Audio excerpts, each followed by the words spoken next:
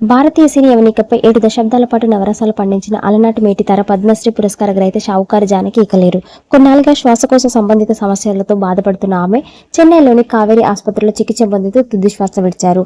ఆమె మరణవార్తతో తెలుగు, తమిళ, కన్నడ సినీ పరిశ్రమల్లో తీవ్ర విషాద ఛాయలు అలుముకున్నాయి. 1931లో రాజమహేంద్రవరంలో జన్మించిన శంకరమంచి జానకి 1950లో ఎన్టీఆర్ సరసన షావుకారు చిత్రంలో సినీ రంగం ప్రవేశం చేశారు. సినిమా పేరే ఆమె ఇంటి పేరుగా మారి చరిత్ర సృష్టించింది.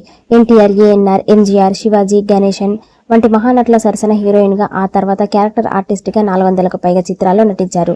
సంసారం, ఒక చదరంగంలో చిలకమ్మగా ఆమె పండించిన హాస్యం, అభినయం ఇప్పటికీ చిరస్మరణీయం. 2023లో విడుదలైన అన్ని మంచి శకునములే ఆమెకు చివరి చిత్రం కాగా, భారతీయ ప్రభుత్వం ఆమెను 2022లో పద్మశ్రీతో గౌరవించింది. షావుకారు జానకి మృతి పట్ల 2 తెలుగు రాష్ట్రాల సినీ రాజకీయ ప్రముఖులు తీవ్ర సంతాపం వ్యక్తం చేశారు. 7 దశాబ్దాల పాటు వెన్నుతెరపై చెరగని ముద్ర వేసిన గొప్ప నటిని కోల్పోయామని తెలంగాణ సీఎం రేవంత్ రెడ్డి కొనియాడారు.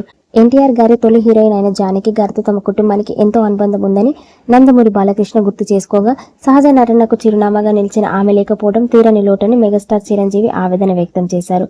భారతీయ సినీ చరిత్రలో తనకంటూ ఒక అధ్యాయాన్ని లిఖించుకున్న షావుకారు జానకి గారికి మనందరి తరపున ఘన నివాళి.